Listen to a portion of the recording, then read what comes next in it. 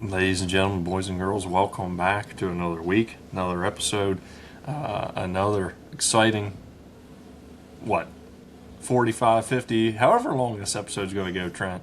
With Trent and I back together here on episode 30 of the Jake Break. Not quite the milestone that we had at episode 25, but we still have just as an exciting agenda or program for you this evening or this week, whenever you listen to this episode.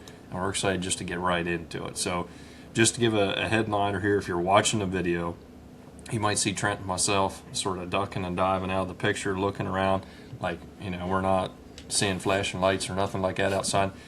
We are in the midst of week 17 in the NFL season, and there's a huge game going on right now. I mean, for those of you that listen to the show, you know that I'm a Cowboys fan. They're officially gone. They're done. They're out of the season. But the Eagles might lose, and that's always a victory in my book. So the Bills are marching down the field, and we're keeping an eye on things to provide play-by-play commentary if needed. So, but welcome back. But beyond that, Trent, how are we feeling this evening? We're feeling good, man. It's a great time of year, especially between Christmas and New Year's. Luckily, I have a couple weeks off from work, so it's just been enjoying time with family and kind of laying low. So, but staying busy. It seems like a break, but then when you have a break, there's just a bunch of housework to do, and then when you have a little kid, and you have Christmas with the family, you get so much stuff, like toys. It's just incredible. So you get back home, and your whole dining room is just filled with boxes, and you're just like, I don't even know where to start. So we spent all day today putting stuff away. We shipped half of it over to my in-laws' house because they watch them during the day. And we both work, so they have toys to play with them. But yeah, no, it's been a good week so far. Nice. Well, I'm glad to hear that. And from what I understand from other family, the collection of Christmas stuff just gets worse as the young one gets older. So I don't know. I don't know if that's the case or not, but we'll see. Yeah, I have a feeling it's going to get worse, and the toys are going to get bigger.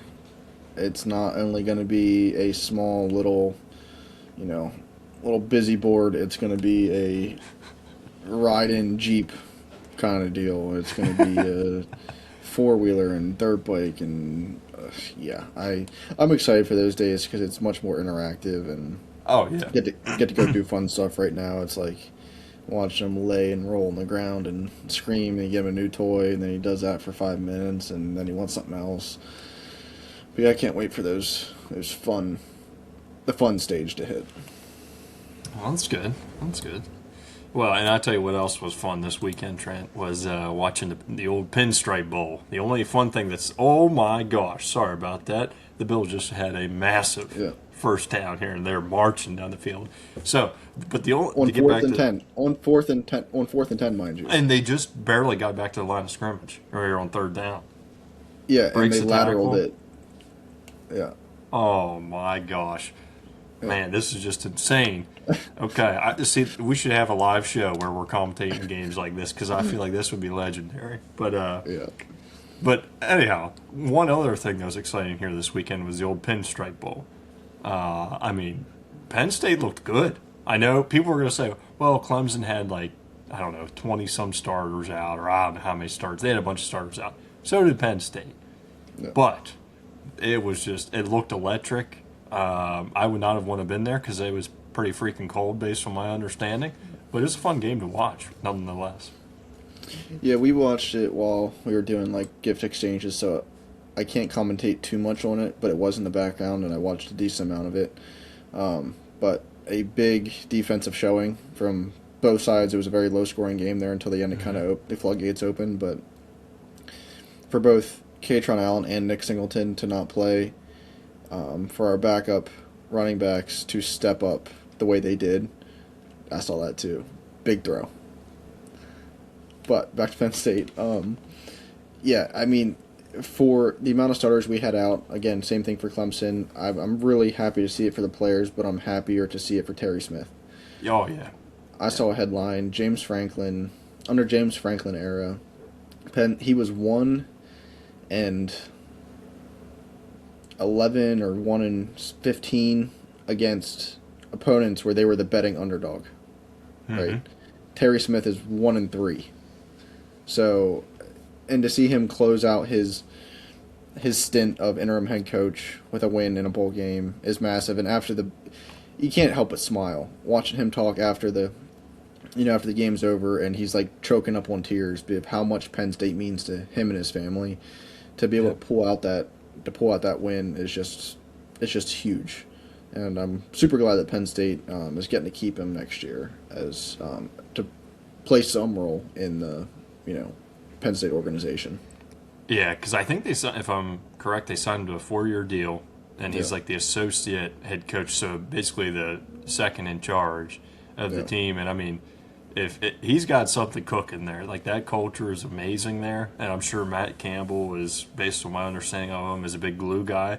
And some of the stuff we've heard or seen already with him and Terry Smith and Matt Campbell, I think it's going to be a pretty awesome atmosphere, especially with keeping him around. Like, I think if they would have gotten rid of Terry Smith in its entirety, I mean, you're starting from scratch again. I mean, Terry not that James Franklin had a bad atmosphere.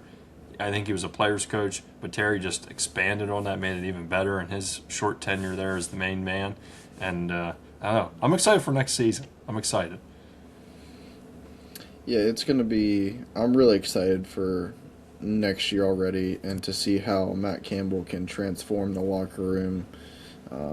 The recruiting class, we've seen just this week already that several players have either entered the transfer portal and transferred to Penn State or decommitted from other schools and now are committing to Penn State. So we start to see the role that both Terry Smith and Matt Campbell are having on the Penn State culture. So, touchdown Bills. You couldn't ask for better timing, because when you're talking electric football, we got an electric football game going on here right now.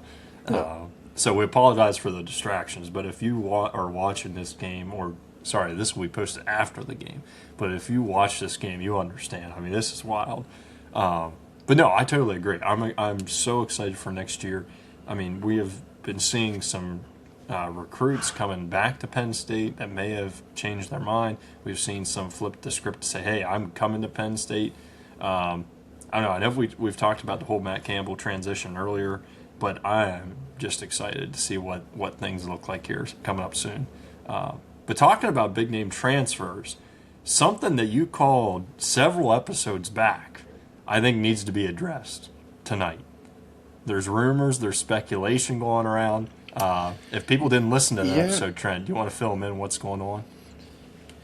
Yeah, so let's reverse to not this football season, the previous season.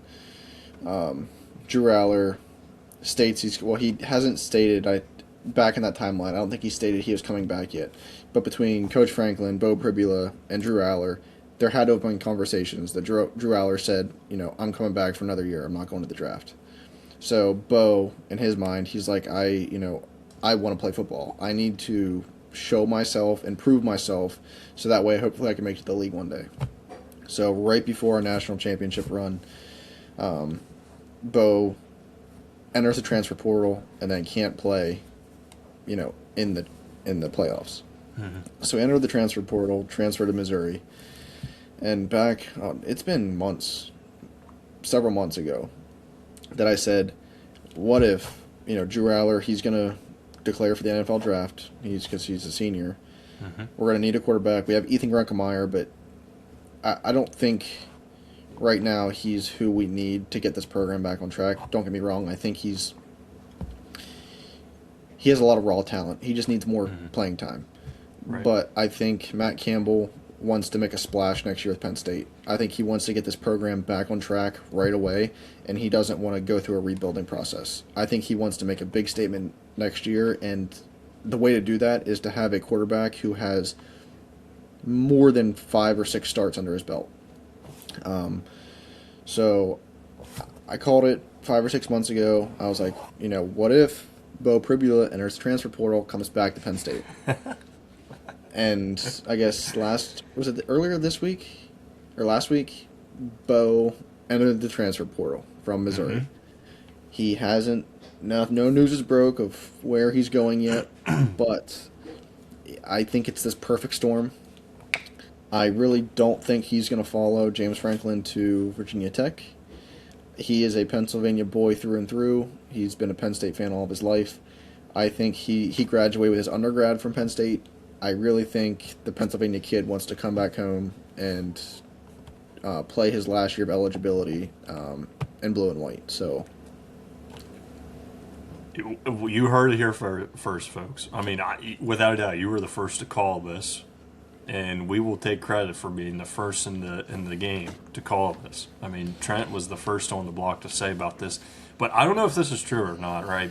So, you see different stuff on social media. I saw something that a couple people were saying that supposedly Beau on X or Twitter or whatever you want to call it changed his profile picture and his cover photo to his Penn State days where he was playing at Penn State. Is that legit? Can you confirm that? So I looked it up that day that I saw that same thing, and it's true. On X, he did do that. On Instagram, he did not. But yeah, you look at, I don't know if you can see that, but that's his cover photo. That's his cover photo on Twitter, and then there's his profile picture of him in blue and white. It's only a matter of time, dude. So I would be ecstatic for him to come back. Even when we had him over Drew Aller, I loved the dual threat that Beau Pribula is.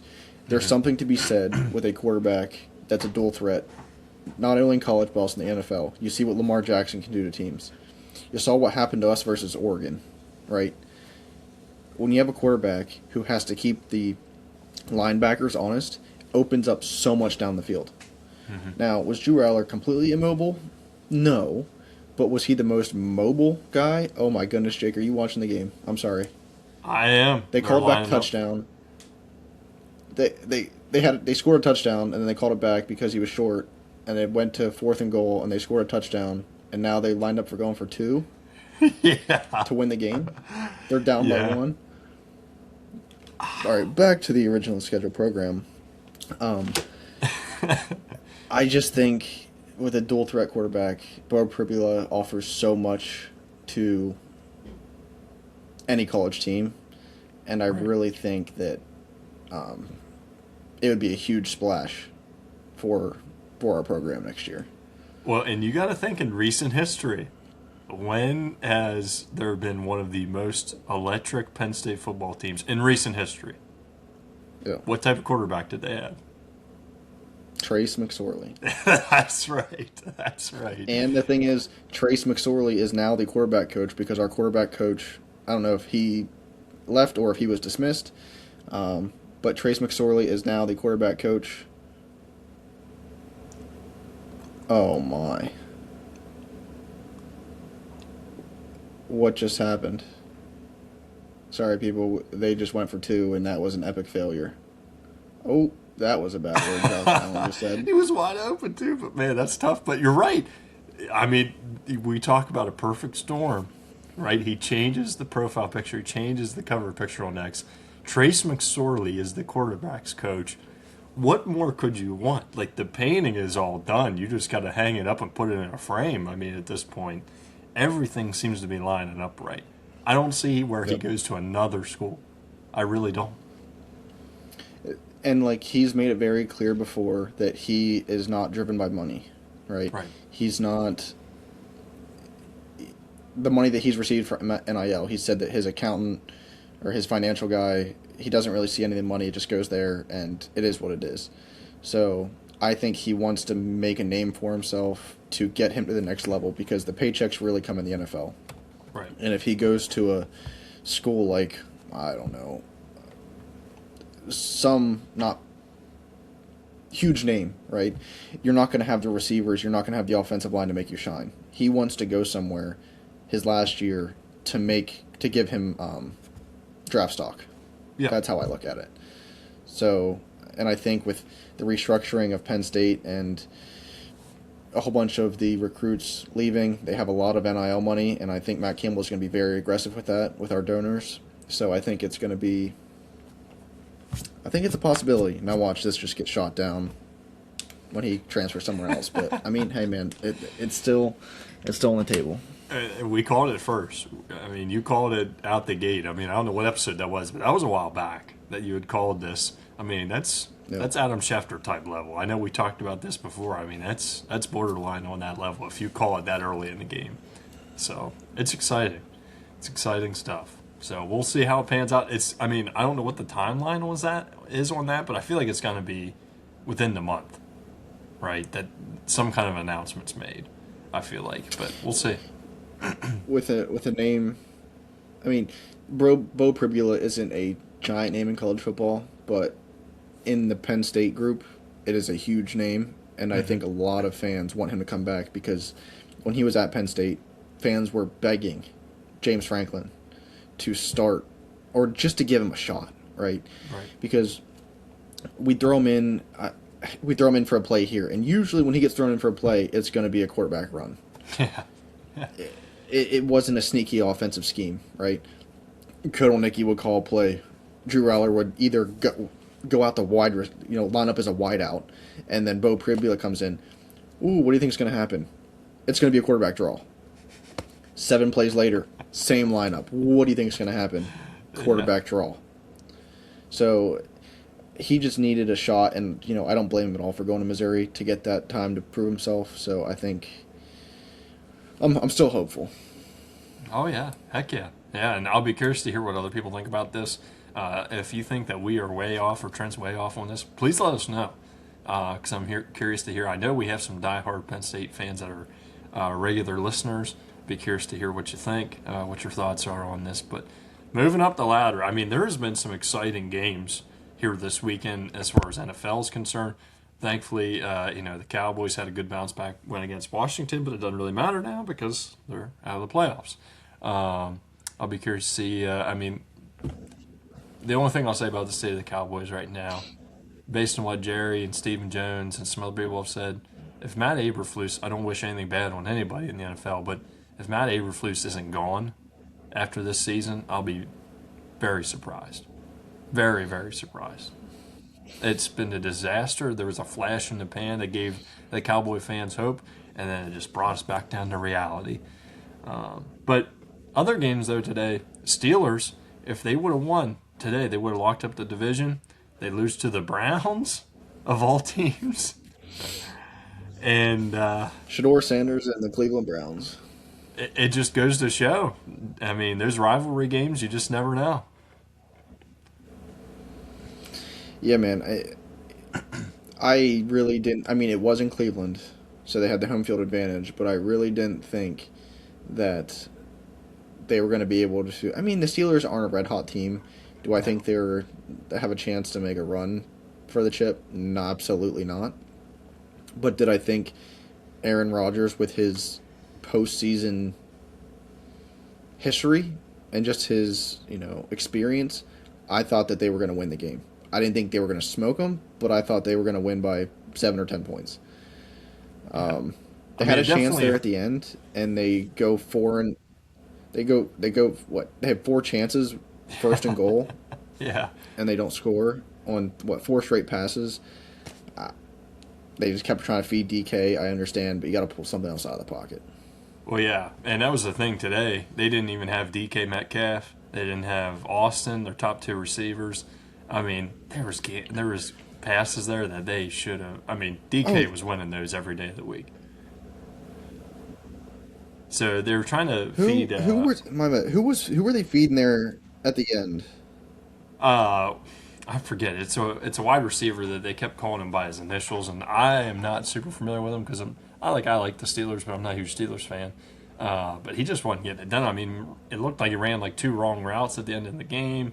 I mean, him and Rodgers were not on the same page. It was just a disaster. I mean, they had every opportunity to put that game away and just couldn't. And now it comes down to next week. It was Valdez-Scantling. Yes. Yeah. Yeah, and here's the thing. I mean, it comes down to next week now. They're playing the Ravens for the divisional title.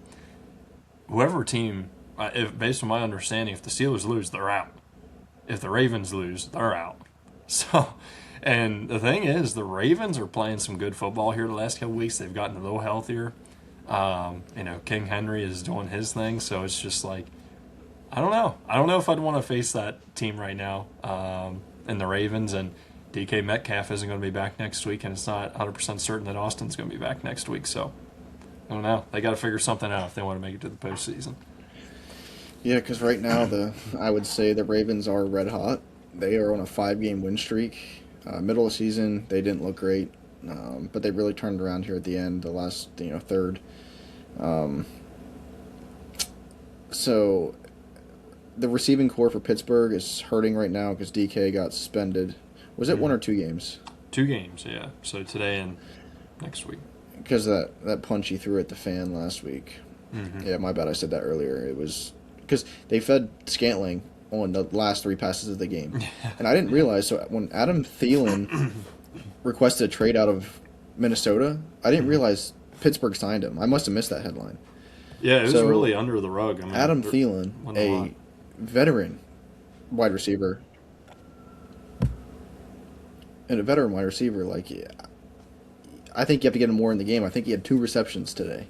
Yeah, and last week he had at least three super clutch catches late in the game or on third downs. I mean, and yeah, he just kind of was disappeared. And granted, the Browns secondary is actually really good, but still, I mean, you got to figure something out. But we'll see. And when you have, well, I guess they had 3 fumbles, but none of them, they didn't lose any of the fumbles. No.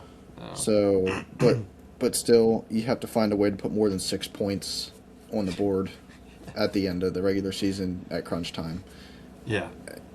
It is what it is. Yeah. But next week is bound to be electric with the Steelers-Ravens rivalry that'll be, stand to the end of time. A lot's riding on it. It's not just for one team, it's for both teams. They are fighting for their chance at the playoff. If I was a betting man, I'm putting money on the Ravens. That's just honestly, right now, I would be too. If they would have DK Metcalf, if the Steelers would have DK for that game, I would maybe think differently. But if they don't, I think they're toast. I really do. Yeah, and the thing is, you see it with the Cowboys even. When you only have one wide receiver that's, I don't want to say worth anything, but when you have one very, very talented wide receiver, it's easy for a defense to create a defensive scheme to lock you up. Mm-hmm. But when you have 2 giant weapons, like the Cowboys do, it makes it much harder to lock them up. Because, if they're doubling CD, they're feeding Pickens. If they're doubling Pickens, they're feeding CD. Or if they have one very strong defensive back, you put them on one, the other one's going to be fed all day long.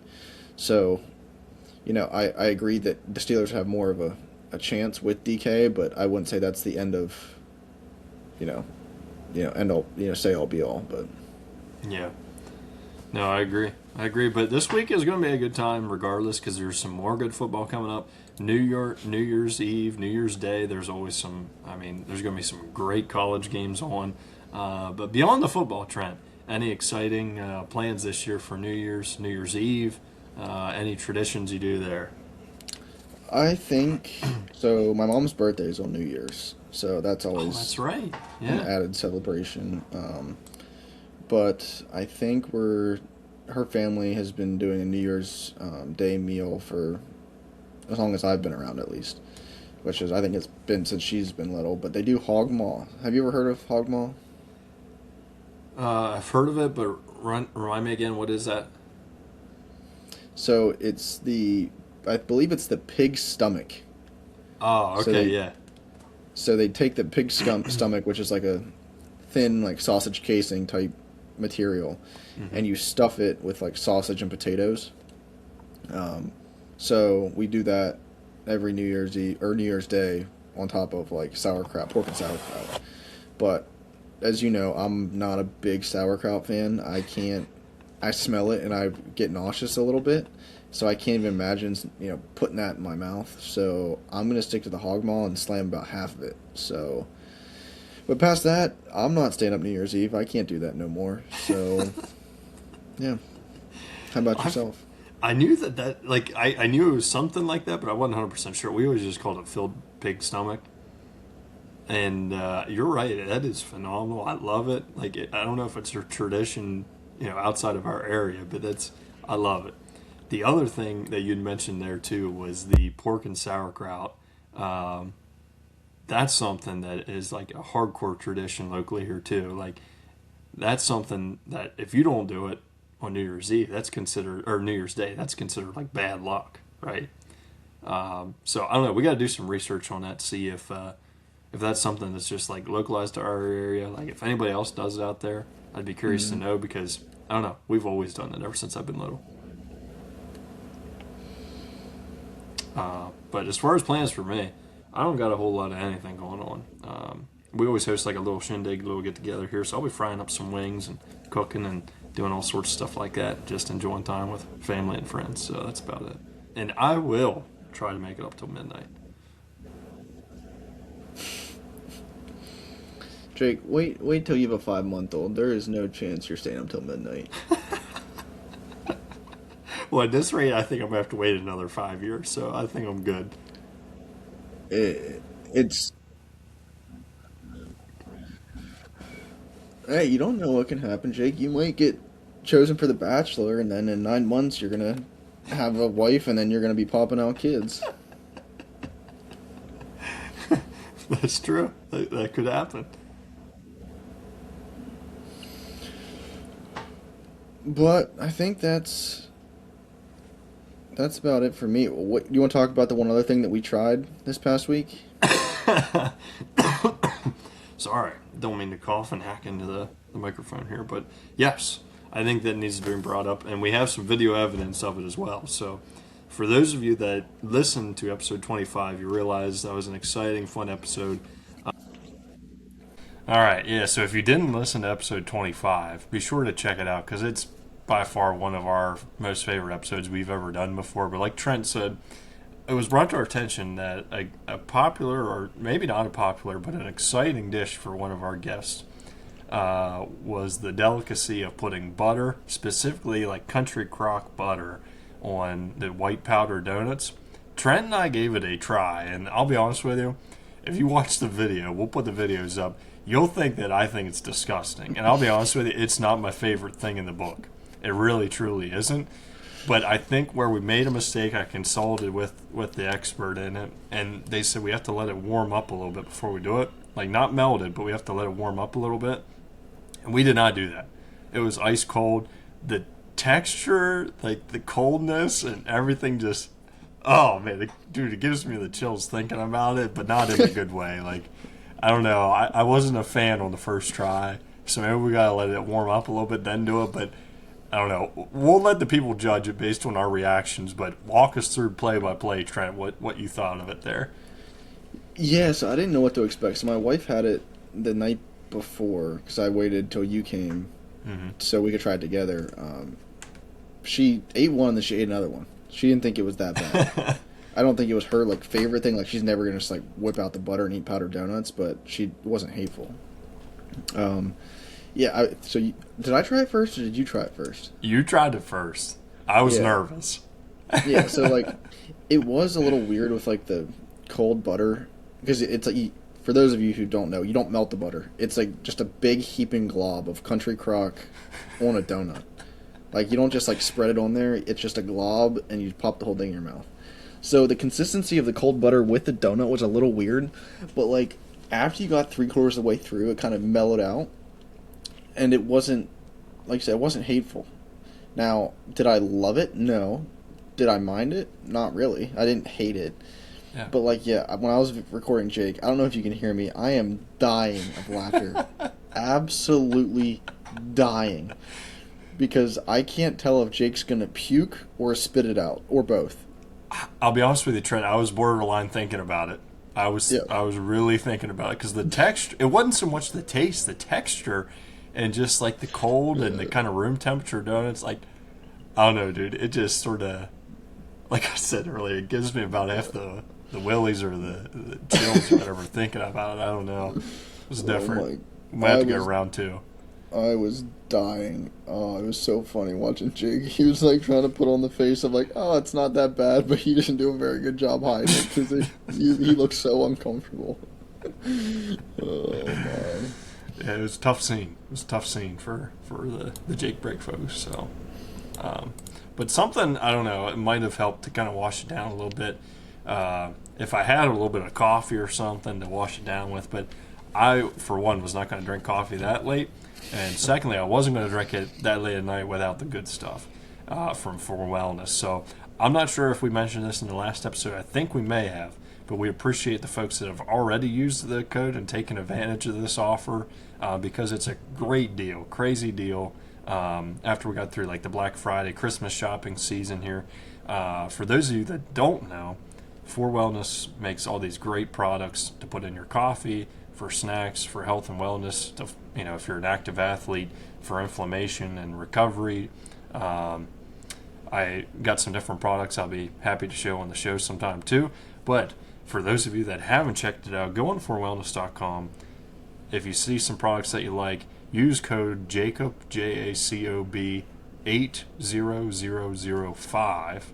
That's 8 3 zeros and a 5 to get $30 off your first order. We have some folks that have used that promo code to get that $30 off their first order.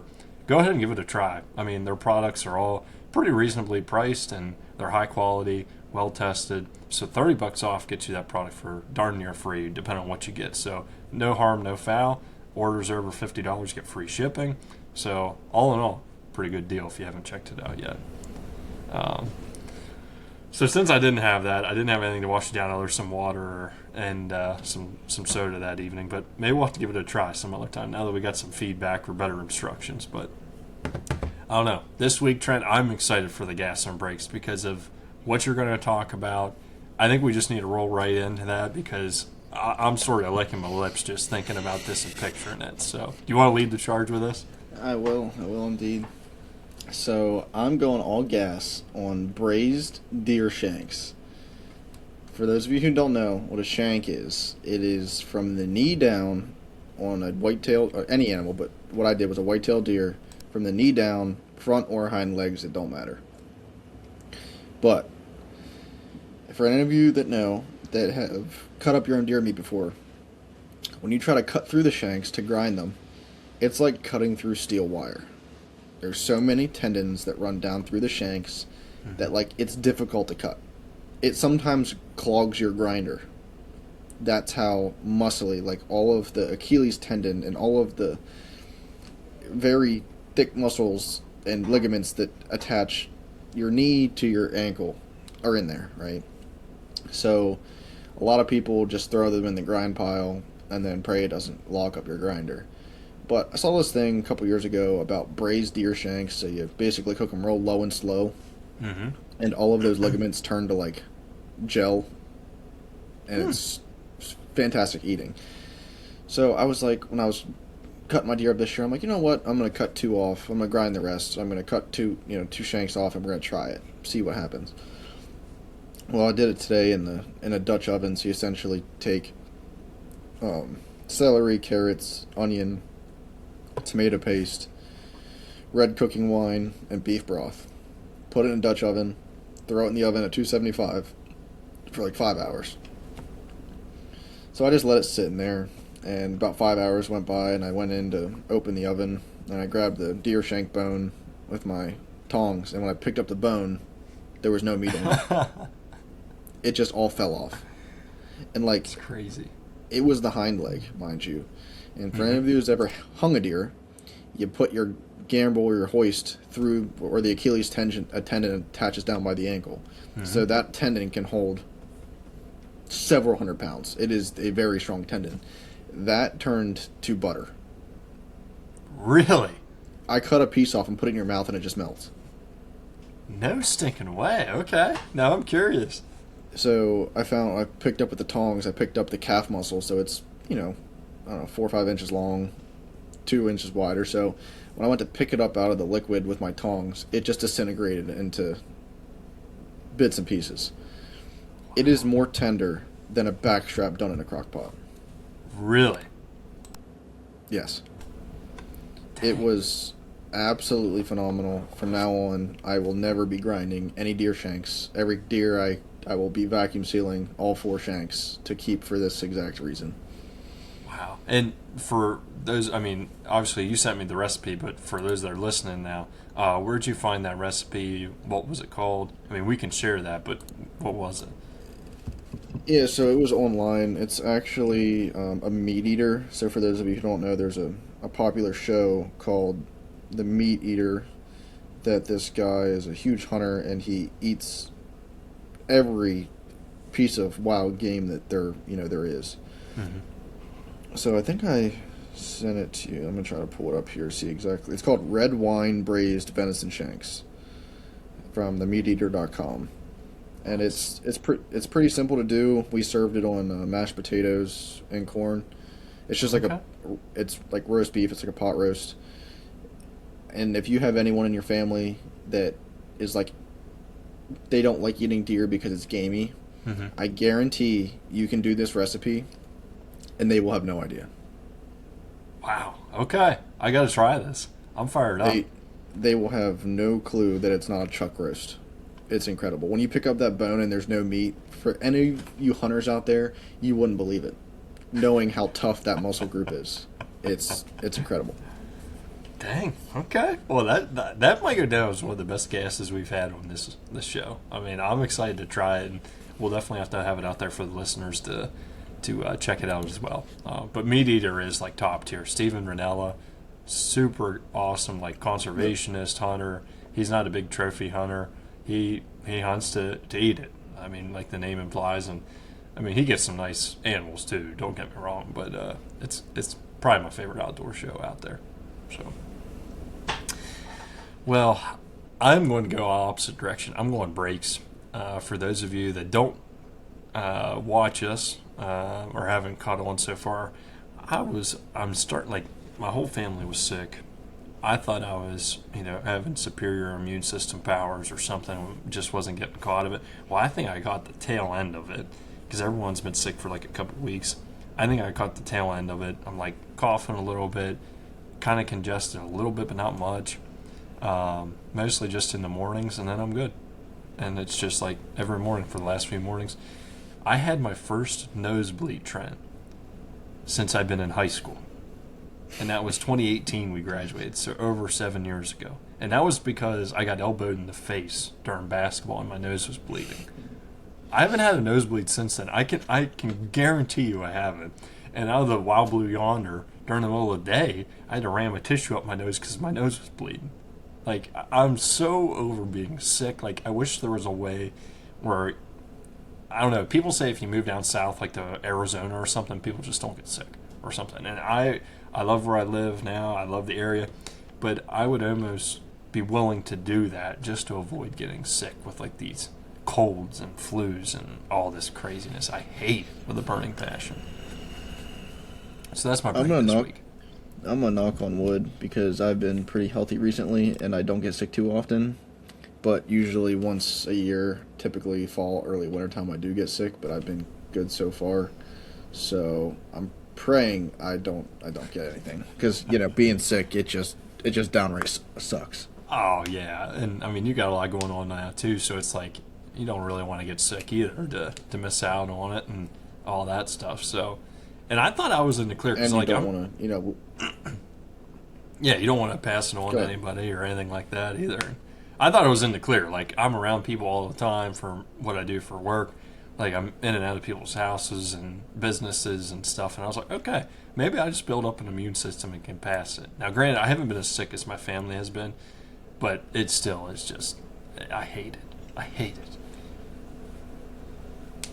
Yeah, because I'm like my biggest fear is getting sick and then giving it to my kiddo. Because like Right. a common cold that's just annoying for me, like for him it could be very serious. So trying our best to kind of stay home, stay put, and be mindful of germs and whatnot. Because now we're in the hard stage that like he wants to stick everything in his mouth. Like when people Oh are holding yeah. him, he's trying to shove their arm in his mouth. Like it, when they're holding him, he's grabbing their fingers, trying to shove them in his mouth. So it's just like trying to be mindful of that. But That's a good point. I didn't even yeah, think about that. sickness is no fun. No, not at all. Not at all. But I don't know what we're going to talk about here this week with the blind draft. I should maybe take to heart and use some of it because it might have made me feel a little bit better early on here. But you want to provide the recap of what happened last week, though, before we dive into this week? Yeah, so last week we did a typical normal blind draft, and we did favorite Christmas traditions. And wouldn't you believe it, Jake? We tied 50-50 again. It's a Christmas miracle. So that's right. So overall, that just means we have two stellar lists. That's all that means. So That's right. That's right. It's a compliment. Absolutely, it is. So overall, I have 13 wins. Jake has 11. Now we have 3 ties, and the special guests have 2.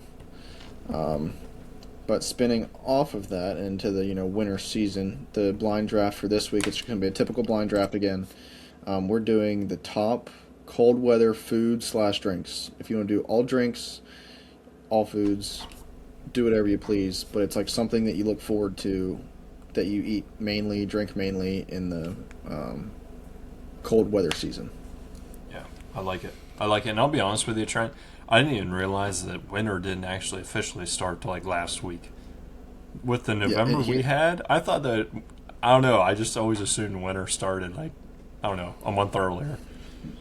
And like for those of you who aren't in Pennsylvania, they always say like if you don't like the weather, wait 5 minutes and see what it's like. Because this year I felt like we had no fall. It went straight from like 50 to 60 degree weather days straight to like a high of 15. Yeah. Now we're back in a typical like high of 30, 32, 35. But yeah, there for a couple weeks it was brutal here in Pennsylvania. Yeah, no doubt. Okay. Well, I think it might be my turn to flip. So what's your pick here, Trent? I'm gonna go tails. Flip a coin.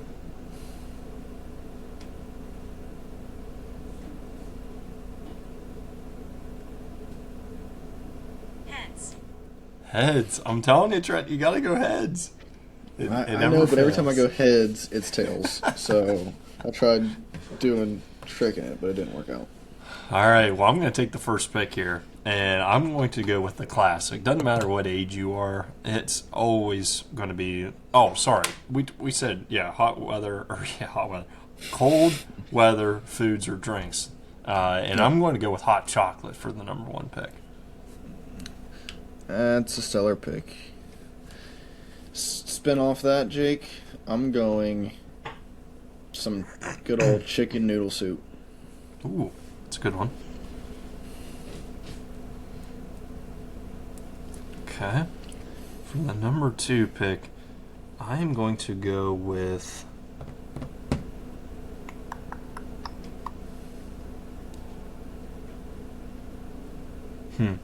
I think I'm going to go with beef stew. That's a good one. And coming off that, I'm going to go with pot pie. Ooh, okay. That's a good one. Yep. Another one for me. I don't know why. I'm just kind of in a soupy sort of mood when I think of this. I'm going to go chili. All right, that was going to be my next pick. But spinning off of that, I need the committee here. So I'm going to go grilled cheese. Can it be grilled cheese and tomato soup? Oh, yeah. I feel like a allowed? combo meal like that, I think that's allowed. Yeah. Because, like, personally, I'm not a tomato soup fan. Like, I'm not going to ask for it. But it's just like a staple. Cold weather, you have the grilled cheese, you got the warm soup. It's a super quick, easy meal that will forever be on the menu. Yeah. Oh, no, I'm on board with that. That's a combo deal. That's like a cheat. That's not a good one. Yeah. We're rolling. Roll with it? We're rolling with it. Good thing. Man, this is so tough. So I'm going to go another beverage here. I'm going to say apple cider. That was on my list too. All right, number 4. I am rolling with meatloaf. Oh man, that's so good. That's such a good. There's something about it that is just like one of those home style cooked meals that on a cold winter evening it just hits different. That's so good, dude. I didn't even think about that. For my last pick, man, this is so tough because there's so many good options out there. My last pick, I feel like I got to go with a good mac and cheese. Hey, I said mac and cheese for a bonfire and I got roasted, so All I'm saying is mac and cheese. Like, I don't know. When I think of a bonfire, I'm not thinking, yeah, let's rip out the crock pot while we're sitting around the bonfire. I don't know what kind of bonfires you've been to. My bonfires must be bougie. All right, True, I Jake. didn't think of Well, that. round it out. I got rounded out with the drink. I'm going with some hot coffee. Oh, yeah. That's a good one. I didn't even think of that. I should have picked the Yeah. hot coffee with some for wellness. That would have been ideal. But I'm glad somebody picked it. Good deal. I don't know. This is a tough one here. So you want to go through your list? Yeah. So at number one, I had the hot chocolate, 2 beef stew, 3 chili, 4 apple cider, and 5 mac and cheese. My one was chicken noodle soup, 2 pot pie, 3 grilled cheese and tomato soup, 4 meatloaf, and 5 hot coffee. Good deal. Man, I don't know. This is going to be a tough one. I'll be anxious to see what the listeners think on this one. I don't know. I feel like both lists bring some high firepower with it, so I'll be curious to see. It's wild and crazy again, but yeah, another great week in the book trends. I don't know. I'm excited for what this week's going to bring for college football, pro football, everything in between. Before we wrap up the milestone episode 30, Trent, anything else you'd like to add for the crew this week? I don't think so. I think it's just thank you to all of our listeners who have listened so far this year. It's something that we've talked about in the previous years and have started here in 2025 and can't wait to carry it over into 2026.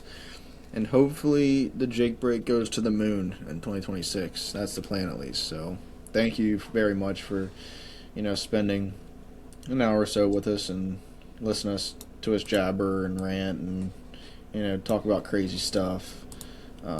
It's just something fun we like to do, and it means the world to us to have people listen to us and engage. Absolutely. No, and I won't go too much further than that because Trent summed it up well. Appreciate you listening. If you don't subscribe, don't follow us, make sure you hit that subscribe, follow, leave a comment, subscribe to the show here. Let us know what you want to hear. Let us know what we should do differently, what you like about the show. Like Trent said, 2026 is going to be a magical year for the Jake break. We'll just say it now. Be buckled up, be ready to roll. We have some exciting ideas and plans in place right now. And be tuned because 2026 is going to be the year where the Jake break, like Trent says, goes to the moon. Not literally, but it's going to go to the moon. So, till next week, we appreciate you. Have a great and safe new year. We will see you next year.